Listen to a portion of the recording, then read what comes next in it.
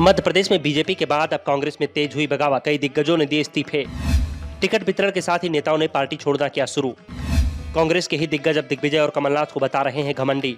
MP में BJP के अंदर की बगावत तो अब थम चुकी है। पार्टी ने जिन लोगों को उम्मीदवार बनाया है उन्होंने चुनाव प्रचार भी करना शुरू कर दिया है। कांग्रेस बीजेपी की बगावत को लेकर लगातार तंज कस रही थी, लेकिन जैसे ही कांग्रेस के उम्मीदवारों की सूची जारी हुई, पूरा खेल ही पलट गया। कांग्रेस ने 144 सीटों पर अपने उम्मीदवारों का ऐलान किया। उसके साथ ही अब पार्टी के अंदर बगावत शुरू हो गई है। कांग्रेस में इस्तीफों का दौर शुरू हो गया है। नागौद विधानसभा सीट से प्रत्याशी के नाम का ऐलान होते ही कांग्रेस को बड़ा झटका लगा है। कांग्रेस के कद्दावर नेता और नागौद के पूर्व विधायक यादवेंद्र सिंह ने बीएसपी का दामन थाम लिया है। कांग्रेस नागौद पूर्व जिला पंचायत उपाध्यक्ष डॉक्टर रश्मि सिंह को उम्मीदवार बनाया है, जिससे यादवेंद्र सिंह बेहद नाराज दिखाई दे रहे हैं।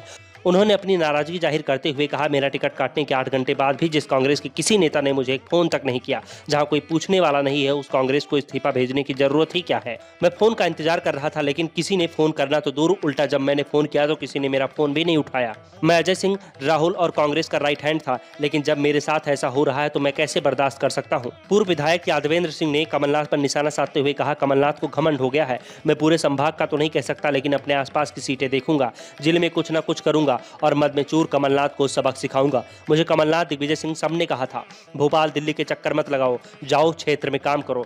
यादवेंद्र सिंह कमलनाथ के बेहद करीबी माने जाने वाले सज्जन सिंह वर्मा पर भी बेहद नाराज दिखाई दे रहे हैं। सज्जन वर्मा को तो उन्होंने गुंडा तक कह दिया और दावा किया कि कांग्रेस में लोफरों की जमात जोड़ी गई है। जिस महिला को सज्जन सिंह हाथ पकड़कर केक खिलाते हैं, उसे ही टिकट दे दिया गया। इन स्थितियों से आहत होकर मैंने बसपा ज्वाइन किया है। दरअसल कांग्रेस के टिकट पर यादवेंद्र सिंह ने 2013 के चुनाव में बीजेपी के गगनेंद्र प्रताप सिंह को हराया था, लेकिन 2018 के चुनाव में वे 1234 वोट से हार गए थे। इस बार भी उन्हें उम्मीद थी कि पार्टी का टिकट उन्हें ही मिल जाएगा, लेकिन कांग्रेस ने उनका टिकट काटकर पूर्व जिला पंचायत उपाध्यक्ष डॉक्टर रश्मि सिंह पटेल को प्रत्याशी घोषित किया है।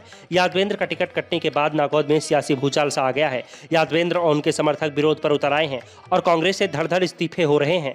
वैसे सिर्फ यादवेंद्र सिंह का इस्तीफा नहीं हुआ है, पूरे मध्य प्रदेश में लगभग हर जिले में कांग्रेस के अंदर बगावत के हालात हैं। दरअसल कांग्रेस को बगावत का डर तो पहले से ही दिखाई दे रहा था, इसीलिए पहली लिस्ट में उन्हीं सीटों पर उम्मीदवार घोषित किए गए हैं जहां ज्यादा दावेदार नहीं थे।